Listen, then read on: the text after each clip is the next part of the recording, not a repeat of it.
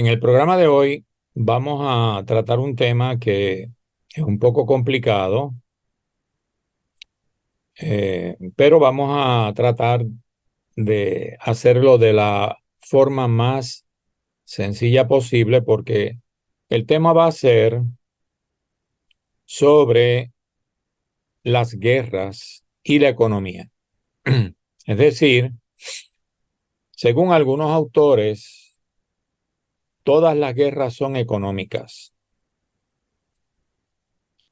Esto implica que lo que subyace a cualquier conflicto armado son problemas económicos entre países o incluso entre clases sociales de un mismo país. Por ejemplo, una revolución social como la francesa de, de 1786 aproximadamente, esa revolución fue provocada por una situación o situaciones económicas internas que se desarrollaron entre las clases sociales de ese país.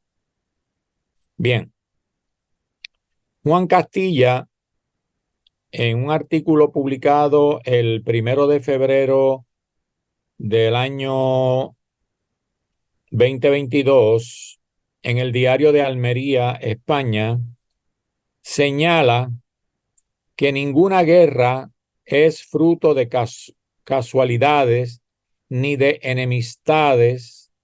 Todas ellas, sin excepción alguna, son el fruto de contradicciones económicas, ya que la economía es la que determina el poderío de un país y sus influencias políticas. Cierro la cita. Es decir, según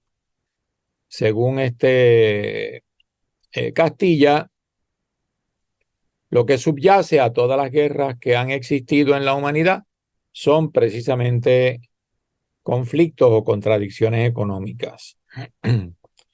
Tenemos que preguntarnos en este momento si estamos en el umbral de la Tercera Guerra Mundial.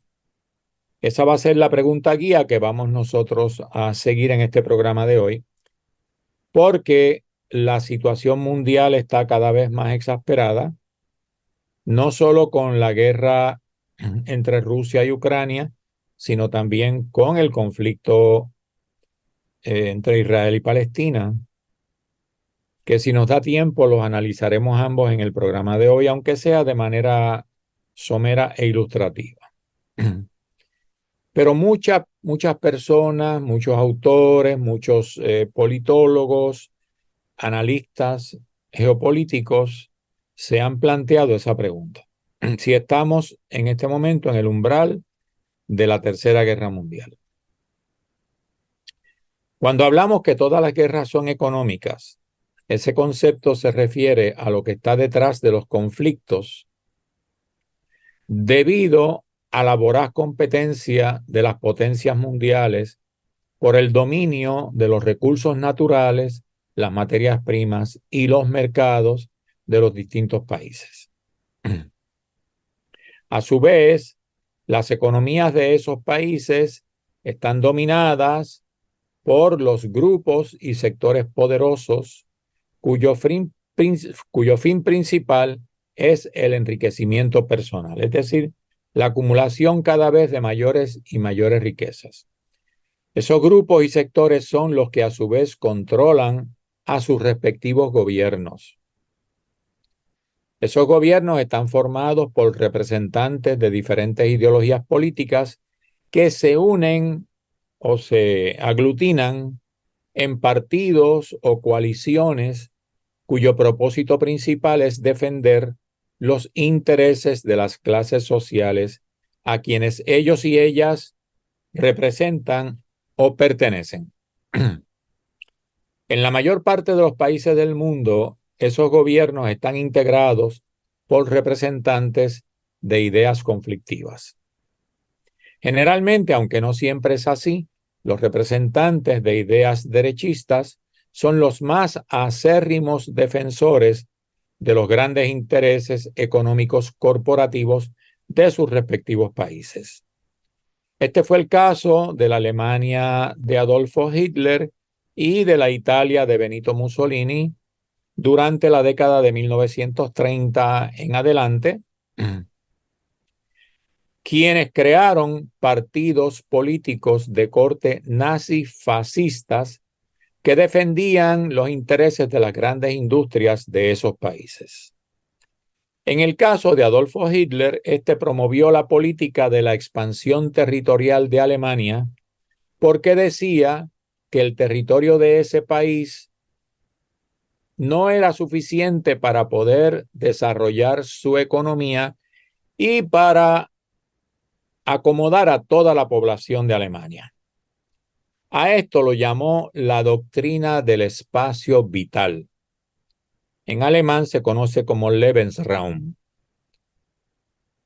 Los ideólogos alemanes de esta teoría planteaban que para que Alemania fuera verdaderamente poderosa, tenía que extender su territorio desde el Mar del Norte, es decir, al norte de Alemania, hasta el Mar Negro, es decir, Rusia.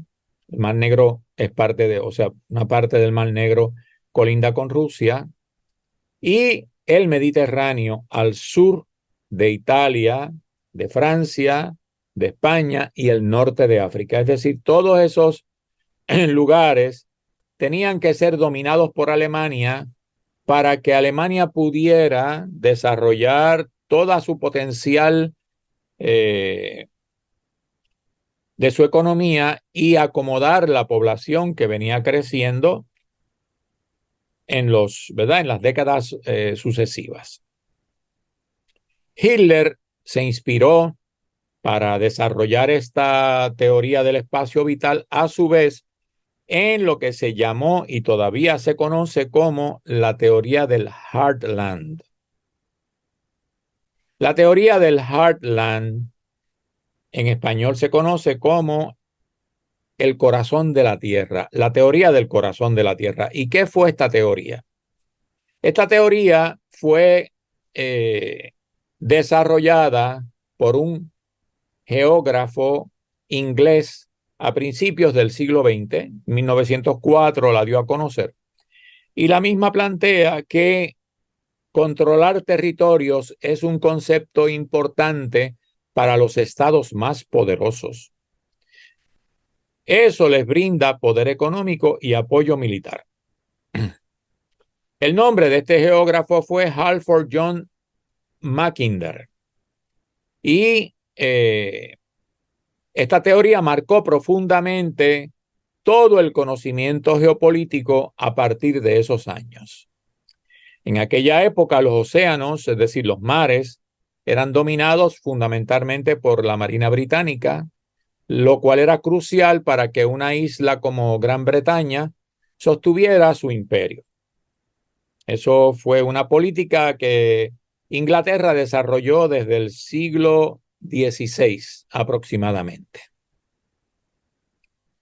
Sin embargo, Mackinder pensó que esta situación se encontraba amenazada y fue ahí donde comenzó a profundizar lo que él llamó el Heartland o corazón de la Tierra, que él dijo que ese corazón estaba ubicado en Eurasia. Es decir, esa zona de Rusia, lo que es hoy Rusia, hasta el mar de Bering u Océano Pacífico, toda esa zona, Mackinder la identificó como el corazón de la Tierra. Abarcaba las áreas agrícolas de la parte europea de Rusia, se extendía por varios territorios hasta Asia Central y llegaba hasta los bosques y las llanuras de Siberia, que era un territorio rico en recursos sin explotar para esa época, como el carbón, la madera, los minerales, el petróleo, el gas natural, etc. Esta teoría también fue estudiada, obviamente, ¿verdad?, por estrategas, analistas políticos y militares en los Estados Unidos. y a ella se debió el expansionismo de ese país a nivel mundial, así como el control eventual de Europa, Japón, América Latina y parte de África y Asia después de la Segunda Guerra Mundial. Hoy día, esa teoría se encuentra presente en la guerra de la OTAN contra Rusia que se ubica en Ucrania. Esta guerra responde a la intención de los Estados Unidos de dominar a Rusia y controlar sus riquezas materiales, entiéndase petróleo, gas natural, oro, tierras raras, maderas y otras materias primas. La intención de los Estados Unidos de expandir a la OTAN hasta Ucrania era la de poder ubicar en ese país suficientes fuerzas y armamento militar para atacar a Rusia, no para controlarla, sino para atacarla. Y luego comenzar a despojarla de todas sus riquezas. Porque eso es lo que han hecho todos los países capitalistas desarrollados desde el siglo XVI hasta nuestros años, nuestra época, ¿verdad? Todos esos países, sobre todo de Europa, España, Italia, Francia, Holanda, Inglaterra, Alemania y sobre todo los Estados Unidos. También lo hicieron países en Asia como Japón, por ejemplo, ¿verdad? Entonces, hoy día esto no ha sido posible porque Rusia ha puesto una férrea oposición a esas intenciones de los Estados Unidos de expandir la OTAN hacia las fronteras de Rusia, ya que si Ucrania se convirtiera en parte de la OTAN, entonces los ejércitos de esa fuerza militar estarían obviamente en la frontera de Rusia. Así es que el presidente Vladimir Putin y su gobierno se ha opuesto a esto y ha logrado hasta ahora detener las intenciones de los Estados Unidos y de la OTAN de destruir a Rusia, ¿verdad? En esto hay que destacar los llamados tratados de Minsk, que fueron firmados entre las fuerzas independentistas de la región del Donbass y el gobierno de Ucrania, con el apoyo de Rusia, de Alemania y de Francia. Esos tratados que se firmaron hace 8 años, en el 2000, por allá por el 2014, 2015, fueron 2 tratados. Ucrania los firmó con la intención oculta, simple y sencillamente, de ganar tiempo para poder armar un ejército poderoso, consiguiendo apoyo de Europa y los Estados Unidos y de la OTAN y de otros países, para poder entonces enfrentar una guerra en contra de la declaración de independencia de las repúblicas populares del Donbass, entiéndase Donetsk y Lugansk, y ganar suficiente tiempo para poder integrar ese ejército y resistir la posibilidad de tener que enfrentarse a Rusia, lo cual eventualmente ocurrió hace escasamente 1 año con 8 meses, ¿verdad? O 9 meses. Bien. En esa época también la península de Crimea se independizó de Ucrania y a través de un referendo, y a través de ese referendo se decidió unirse a la Federación de Rusia. Esta guerra, que lleva casi 2 años, como dije, ha sido una guerra cruenta, han muerto miles y miles de personas, sobre todo soldados y muchos civiles, ¿verdad? De hecho, el gobierno de Ucrania estuvo durante 8 años bombardeando las ciudades y los poblados civiles de la región del Donbass y mató alrededor de entre 14 a 15 mil personas inocentes que no tenían que ver nada con esa guerra. Eso en parte fue lo que provocó la intervención de de Rusia en la guerra, porque se dio cuenta que si no intervenía, si Putin no intervenía en esa situación y Ucrania derrotaba a las fuerzas del Donbass, entonces la OTAN iba a intervenir y se iba a aliar a Ucrania y entonces ya eso sería, ¿verdad? Un nuevo cuento, ¿verdad? Una nueva historia. En esto hay que ver también, hay que mencionar, por ejemplo, en esa guerra, y como dije, todas las guerras son económicas, hay que ver lo que ocurrió con el gasoducto del Nord Stream 2, que después que estaba terminado entre Rusia y Alemania para suplirle gas natural a toda Europa, básicamente, fue volado, según el periodista Seymour Hersh, que es un periodista ganador del premio Pulitzer en Estados Unidos, un periodista muy serio. Ese gasoducto fue volado por los Estados Unidos y sus aliados. Él señala que hubo fuerzas de Noruega, fuerzas militares de Noruega involucradas en esa voladura.